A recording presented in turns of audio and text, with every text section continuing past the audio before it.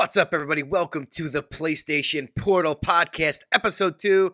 I'm your host, Fusion64. We got a banging show this week. We have the release of this baby, the PlayStation Portal. I'm going to give my in-depth thoughts about it. We have a leak that was confirmed of The Last of Us Remastered Part 2. Then I want to go over the Game Awards and some of the nominees and what I think about them. But first of all, before I get into that, do me a favor, if you like this video, like the podcast, like PlayStation, do me a favor, hit that like button, consider subscribing to the channel. All right, let's get started. The PlayStation Portal is out. I ordered from PlayStation Direct. There was a lot of people I saw on Reddit that got their orders delayed. Mine got delayed a day, and it didn't come till like Thursday evening, which wasn't a big deal. But anyways, I got it, got my hands on it. The first night I tried it out, I had some slight issues with it. I had to rearrange my mesh network a little bit. But ever since then, I mean, I have had absolutely no issues with it. I absolutely love this device. Overall, I would say just as a device, the physical part of it, I think this thing is absolutely amazing. It feels great to hold in your hands and play. The sticks are a little smaller than the actual DualSense. I think they're bigger than the PSVR 2, so they're somewhere in between the PSVR 2 sticks and the DualSense sticks. But, like, yeah, I absolutely love it. The first thing I noticed when I booted up Spider-Man and I was playing Spider-Man was how beautiful this 1080p LCD screen is. And that was one of my big issues when they announced it. I'm like, man, why couldn't they just give us an OLED? Why did they have to give us an LCD, especially coming off of the Switch OLED, which I think is absolutely beautiful. And, yeah, but I was shocked that, like, I guess, all LCD screens are not created equal, and this is, like, a really high-quality LCD screen. Looks beautiful. Booted up, I really had no problems. I mean, it took a few minutes to update it. No issue there. Connected to the PS5, no problem. I like the design when you first boot it up. It's like an actual circle on the screen. It's like a portal. You're going into a portal. The screen expands. That's really awesome. But, yeah, I played a whole bunch of games on it. I played Spider-Man, had no issues at all. You could sense, like, maybe the most minute delay, but, like, I feel like you get really used to it really quickly. There's very minimal to no delay at all in home. No problem playing Spider-Man. I've been playing Assassin's Creed Mirage on it. I just downloaded the Callisto Protocol because we had that free for PS Plus last month. I've been playing that, and man, this thing is so awesome. Actually, today I was playing Assassin's Creed Mirage. I beat that, and I'm just trying to clean up trophies and maybe go for the platinum. I was cooking dinner, and I'm sitting there at the kitchen table playing that while I'm cooking dinner. The other night, I'm laying in bed for 30 minutes, and I'm just going in there playing Mirage. And yeah, this thing is going to be. What I love about this thing is that it's going to give me more ways to play my PlayStation 5 games, and I have more time to play them. I don't want like a Steam Deck or something else where I'm in a different ecosystem playing games. I want to have more ways to play my PlayStation 5 games, and that's going to fit me really well. I don't travel for work. I mean, I commute, but I drive, so like I'm not sitting on the bus playing anything. I don't work from home. I'm out of when I'm at work, and I'm driving from work. So most of the time, this thing's going to be played in my house. There's going to be occasions where I go on vacation, like twice a year, where I might take it with to see if the Wi-Fi is good enough at the house that I'm staying at on vacation to play. So, but like, yeah, 95% of the time it's going to be at home where it's a great experience, whether, it's in my living room playing. I've been playing it all around the house and really no issues other than the first day. And it's just great to be sitting up in like I said, the kitchen or in the back room or in my bedroom playing it. There's a few things that a few negatives that I'm not really, thrilled about. I think the lack of the web browser to access Wi-Fi. Like I went to Starbucks Friday. I'm like, let's check this baby out at Starbucks. And I couldn't play it because it's got there's no browser, and the Starbucks Wi-Fi you have to connect to a browser to hook up to, which was like a big bummer. So I think that's a big oversight.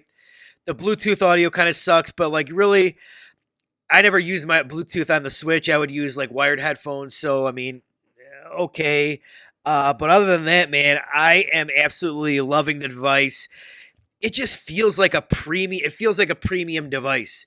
It really does. It just feels like an extension of your PS5, which I think they did a great job of nailing that. Yeah, I'm loving it so far. No complaints. I got a case from Amazon that I really like. There's a video on my channel that I give a review and show the case that I got. Put a screen protector on it. So yeah, I mean, I I really, if I was gonna rate this thing so far, I think IGN gave it like an 8 out of 10, and I think an 8 out of 10, 8.5 out of 10 for me is what I would rate this at. Like, I understand that it doesn't do the cloud gaming, which I don't do the cloud gaming. It works for the stuff that I use it for, but like I could see like everybody's use case may differ. There might be some people who it doesn't really connect well to their router, and when you're at home, it's not really your internet speed. It's how good of a router you have, how good that connects to your house. That's really what the PlayStation Portal needs. It needs a good router in your home in order to use it well. So yeah, really no issues. Uh, yeah, I've been having an amazing time playing with it. I'm The only thing that does concern me in the long run is the stick drift, because I've had stick drift on like two of my DualSense controllers, so that is a little concerning. But yeah, overall, like I've never been really big into remote play because it's always like kind of clunky, hooking up your controller to like the iPad and then going through the remote play app. It's a little clunky, and this, you just pop it on, it remembers your PS5.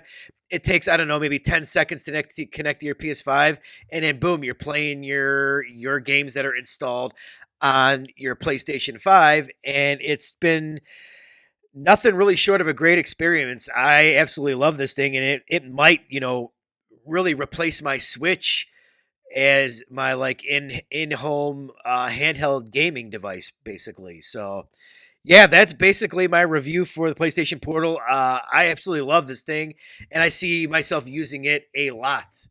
Um, Next up, we had a big leak Friday night, and this game has been rumored for quite some time, but that is the Last of Us Part 2 Remastered.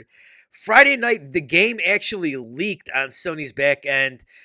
Tom Henderson from Insider Gaming had the scoop on it. He had the whole trailer on his website for it and the details. And this sounds really exciting. It's been 3 years since I've played The Last of Us Part 2, and it's one of my favorite games of all time. And I didn't play it when they gave it the 60 frames per second mode on PlayStation 5. And I'm glad I didn't, because now I'm ready to go back in and platinum this game again. I absolutely love it. And they added some really a bunch of new stuff that I didn't really think they would add. And this is a huge surprise, and I'm really excited to play this. So, courtesy of the PlayStation blog, uh, they went ahead and, after it leaked, they went ahead and announced the game on PlayStation Blog and just released a trailer. Kind of sucks for them. I guess they had a big rollout plan, someone from Naughty Dog said, but they just, on a Friday night, they just went ahead and released it since it went ahead and leaked. But there's a new mode called No Return, and from the PlayStation blog says, Last of Us Part 2 Remastered is designed to let you dig deeper into both its development and mechanics.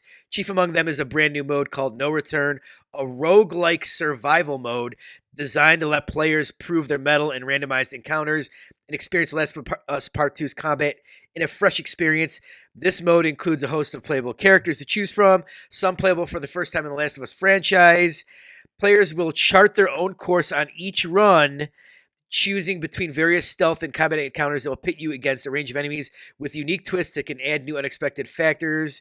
Each run will offer a new chance to decide what rewards you get after each encounter, how you spec out your character, and more. So this seems pretty deep. You unlock more characters and skins as you progress in the mode to customize your runs. There's a global leaderboard, and there's like a daily run, which that sounds awesome. Like The Last of Us Part 2 has maybe the best stealth combat in any game that I've ever played, and I absolutely loved it. I thought it was a travesty that there was no like multiplayer mode when this game launched, no PvP or PvE multiplayer.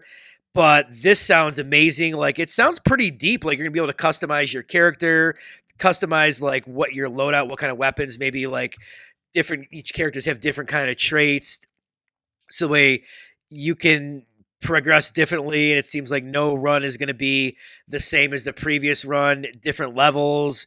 Uh, this sounds absolutely incredible. I'm very hyped for this. And this, when was this launching? This is January 19th for PlayStation 5. So yeah, that's actually pretty soon. They've got a guitar mode where I know where Ellie plays the guitar. I think Ellie and Joel play the guitar in the game, and I guess it's like a free play mode where you can play a whole bunch of different songs. I remember seeing one time one of the singers from Blink 182 was Twitch streaming the game, and he actually started playing one of their songs on it. So that's pretty neat for people who are musically gifted, unlike myself. So that's neat. They've got something called the Lost Levels, which is going to be, I think, 3 levels that they cut from the game, which you'll be able to experience for the first time ever. So that is really awesome. I wonder if that's going to be actual levels with enemies, or it's just like the backgrounds of what they were going to do in that level. So I think they'll tell us more about this. I wonder if this was actually supposed to premiere at the Game Awards, which would be really wild because what was it? The Last of Us Part 1 was supposed to premiere at Jeff Keighley's Summer Games Fest show last year, and that leaked like a day or two before. So, man,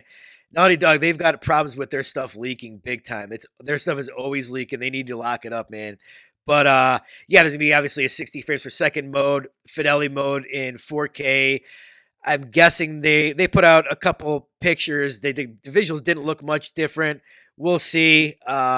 It's saying that there's a better level of detail and distances, increased texture resolution and shadows, animation. So we'll see how much better it looks. That game already looked amazing, so I can't imagine it's going to be that big of a difference. And what's exciting is that if you already own The Last of Us Part 2 on PlayStation 4, it's just a $10 upgrade. So that's really exciting.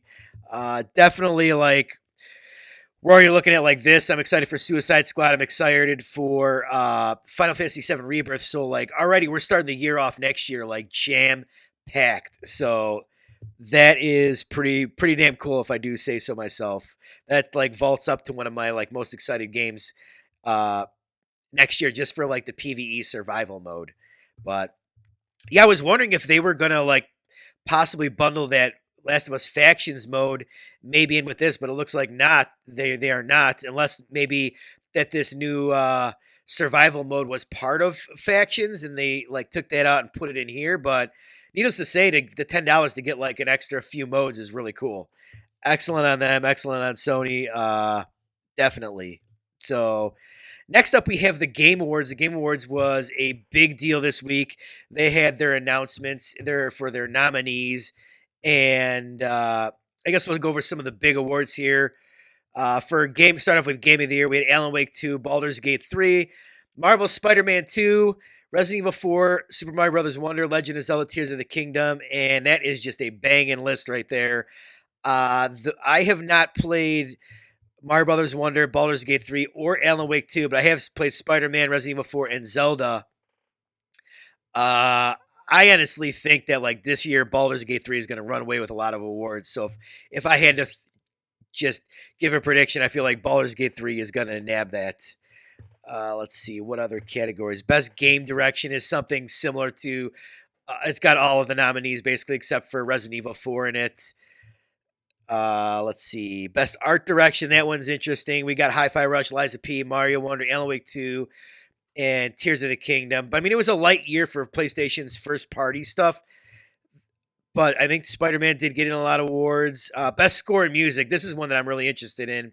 And it better be Final Fantasy 16 had one of the best soundtracks I've ever heard. And I absolutely love it. It better win that one. I'm going to be really disappointed if Final Fantasy 16 does not win that. Best Performance. I'm really hoping for Ben Starr, who played Clive in Final Fantasy 16. Idris Elba's in there for Phantom Liberty. I could see him win it just because he's a big name. Unfortunately, that would suck. Cameron Monaghan for Star Wars Jedi Survivor, but really, or Yuri Lowenthal is in that for Spider-Man 2. He's a great voice actor. I like him. He does a really good job in the Spider-Man games. But man, it's got to be Ben Starr for me in Final Fantasy 16. Let's see. Action adventure. I think Spider-Man's in action adventure along with RE4, Alan Wake, Zelda, and Jedi Survivor. This is one I could actually see Spider-Man 2 winning because that was an amazing like action adventure type game. What else? Best VR AR. We've got Gran Turismo 7 and Horizon Call of the Mountain in there, along with our Resident Evil Village VR mode, Humanity, and Synapse. And a lot of people have said Synapse is maybe PlayStation VR 2's best VR game. I just think, man, Gran Turismo 7 is so amazing in VR. Like, that is the game that everybody raves about. I think I would like to see that one win. Definitely. What else do we got here? It's got some PlayStation stuff in it. Oh, best adaptation. This should be like the PlayStation Nintendo Award here. Now, this is the best adaptation of a TV/movie based on a video game, and we got Castlevania, Gran Turismo, which I haven't seen yet. I'd like to see that. The Last of Us, the Mario movie, and Twisted Metal. So that is a really interesting category. I see that either going to Last of Us or the Super Mario Brothers movie. I almost think it's going to be Mario because of how big it was and how big of an audience that is. But I could also see like people did love The Last of Us. So, but there is a lot of Last of Us haters too. So I actually think that that's going to end up being Mario. Most anticipated game. Now this is easy for me. We got Tekken 8, Star Wars Outlaws, Like a Dragon, Infinite Wealth, Hades 2. But I think the clear winner in this one is definitely Final Fantasy VII Rebirth. 100%. Let's see here. Best action game. Let's see. We have Ghost Runner 2, Hi-Fi Rush, Dead Island, Armored Core, and Remnant. I haven't played any of those games other than Hi-Fi Rush. I feel like Hi-Fi Rush might win that. Just, people did kind of like that game. So that's really the Game Awards. There was a big controversy about Starfield not getting a nomination for Game of the Year. And I definitely think Hogwarts Legacy got snubbed by not getting nominated in any category. That's one of the best-selling games of the year. I think that was really... You could look at it two different ways. You could look at it, it's really political that they didn't put Hogwarts Legacy in any categories for the Game Awards. But also, I really don't know what category that game would really fit into if it went back in there. It's not in a Game of Year category. Best game direction, I don't know. Best narrative. The narrative wasn't very strong in Hogwarts Legacy. Best art direction, maybe. The thing about Hogwarts Legacy, in my opinion, is that it's got one of the best worlds in it. They did a great job with Hogwarts. It looks beautiful. Like there's all super detailed, all kinds of stuff everywhere. It's just a beautiful world, and there's no real category for that.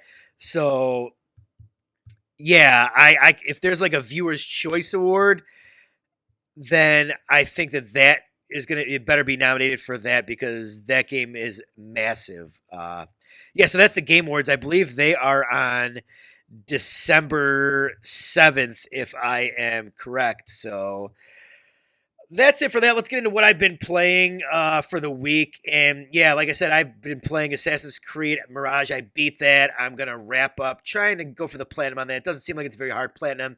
And now that I got the Portal, this is going to be like my machine to like platinum stuff and do busy work.